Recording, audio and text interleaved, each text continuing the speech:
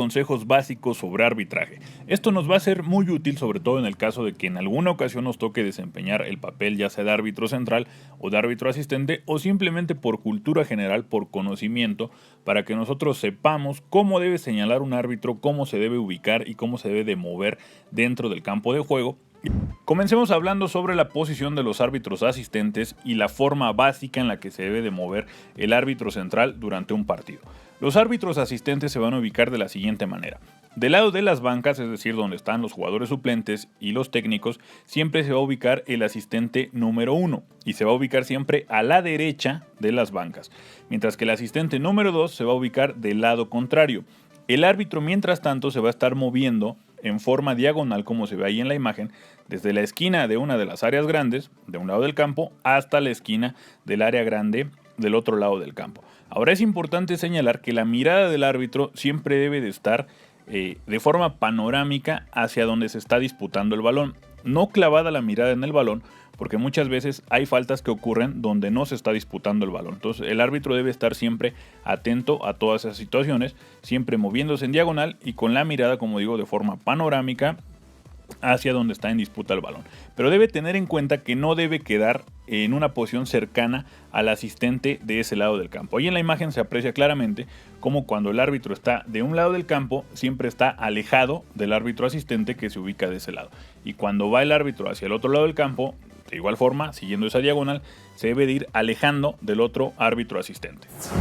Al inicio del primer tiempo o del segundo tiempo, cuando se realiza el saque de salida, el árbitro central siempre se va a ubicar a un costado del círculo central, pero cargado hacia el lado del equipo que va a realizar el saque, mientras que los árbitros asistentes se deben de ubicar en línea con el último defensa de cada equipo, según el lado del campo que le corresponda a cada uno. Cuando se realiza un saque de meta, que es quizá la jugada que más veces se presenta durante un partido, el árbitro central se deberá ubicar en el centro del campo mirando hacia la portería donde se va a realizar el saque. El árbitro asistente del lado contrario, es decir, hacia donde se va a patear el balón, se va a ubicar en línea con el último de los defensas. Si se da el caso de que ese equipo adelante su defensa hasta la mitad del campo, el árbitro asistente de ese lado deberá moverse exactamente a la mitad del campo, pero ya no podrá pasar hacia el otro lado del campo. Es decir, ese es el límite del movimiento del recorrido de ese asistente. Pero en la mayoría de los casos se da que el defensa se coloca un poco más atrás del medio campo y es ahí donde debe de estar colocado ese asistente. El asistente del otro lado, mientras tanto, va a estar ubicado justo en línea con el balón y tendrá que estar atento porque va a ocupar 3 posiciones durante esta jugada. La primera posición, como digo, es en línea con el balón cuando el portero lo ha colocado en el suelo. Ahí se debe de ubicar el árbitro asistente de ese lado. Cuando el balón se pone en juego, el árbitro asistente que se encuentra del lado donde se está realizando el saque de meta, inmediatamente en línea con el último defensa.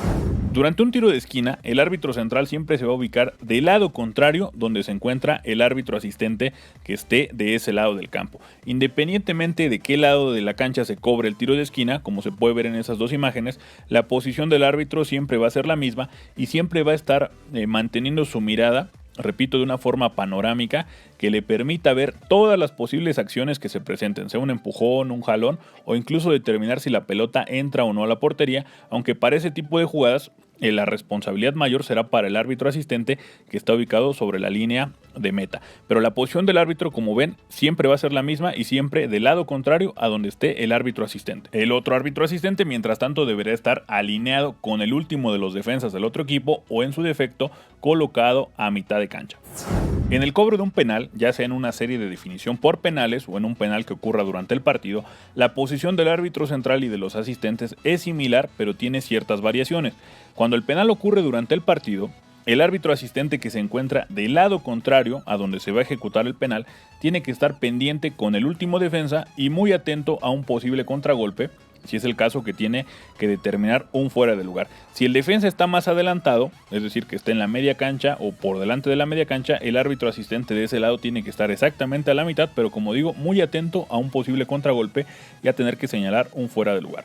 Mientras que del otro lado, en el área donde se está ejecutando el penal, el árbitro central va a estar ubicado en una posición que le permita observar tanto al portero como al tirador y al resto de jugadores que se encuentran al borde del área. En este caso, cuando el penal ocurre durante el partido, la posición del árbitro central siempre va a ser al costado derecho del portero que va a atajar el penal, mientras que el árbitro asistente, como digo, va a estar ubicado sobre la línea de meta a la altura del borde del área grande. El árbitro asistente en este caso tiene que estar atento a observar si la pelota cruza o no la línea de gol, si el portero se adelanta o si se mueve de la línea de gol, y también tiene que estar atento a los jugadores que entran a rematar o a defender, porque en caso de que se produzca un nuevo penal también se lo tiene que indicar al árbitro, o en caso de que algún atacante cometa una falta sobre el defensor o sobre el portero. El árbitro central también tiene que estar atento al portero, porque él será quien determinará si el penalti se repite o si el atacante, por ejemplo, comete alguna infracción durante el cobro del penal, como puede ser la famosa paradiña, que se tarde en exceso,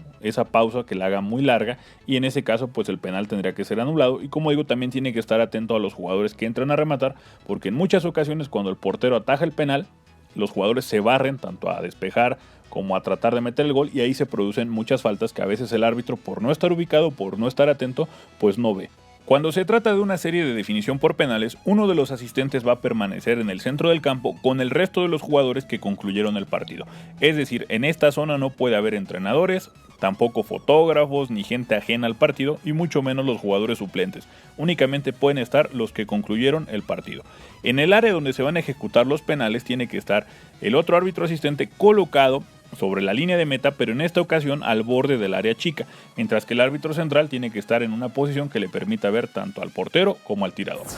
Para el caso de los tiros libres, sean directos o indirectos, la posición del árbitro central y de los árbitros asistentes va a ser similar a la misma que ocupan cuando se produce un tiro de esquina. Es decir, el árbitro central tiene que estar ubicado en una posición que le permita ver tanto al cobrador como a la barrera, porque él tiene que determinar si, por ejemplo, la pelota le pega en la mano a alguno de los jugadores de la barrera. Entonces tiene que estar ubicado de una forma que le permita tener esta visión periférica, esta visión panorámica, tanto al tirador como a los jugadores de la barrera. El asistente que se encuentre del lado del campo, más cercano a la portería donde se pueda meter un gol, tiene que estar ubicado exactamente en línea con el último defensa, o en su defecto en línea con la barrera. Mientras que el árbitro asistente que está del otro lado del campo, de igual forma tiene que estar pendiente con el último defensa, porque se puede producir un contragolpe, y en ese caso pues tiene que determinar un fuera de lugar. Y como se da en las otras situaciones de juego, si el último defensa está colocado sobre la mitad del campo o más adelante, el árbitro asistente de ese lado tiene que ubicarse justo a la mitad.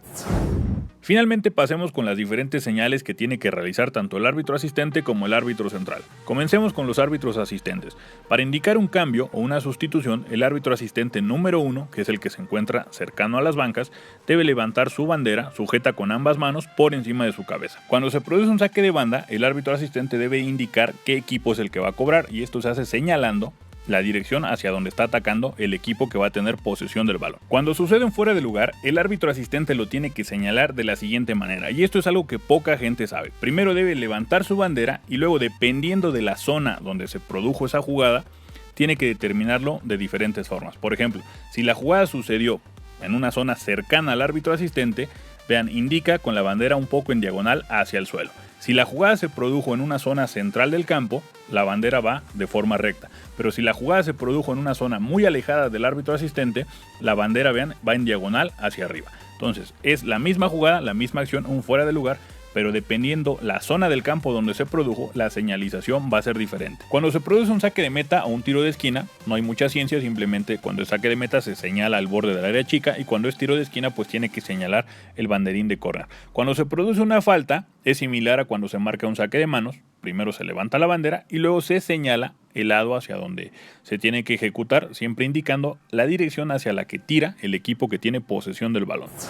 Por su parte, el árbitro central podemos decir que únicamente tiene que realizar 3 señalizaciones, que son el tiro libre directo. Como ven, se coloca un brazo levantado en diagonal hacia arriba. Tiro libre indirecto, se coloca el brazo apuntando hacia arriba, y cuando tiene que señalar ventaja coloca ambos brazos apuntando hacia el frente. Cuando tiene que mostrar alguna tarjeta simplemente la tiene que enseñar en la parte más alta. Otra señal que puede hacer el árbitro es, por ejemplo, indicar hacia dónde se debe ejecutar un saque de banda. Esto lo hace cuando el árbitro asistente queda muy lejos, tiene que indicarle al cobrador hacia qué lado va la jugada, y pues simplemente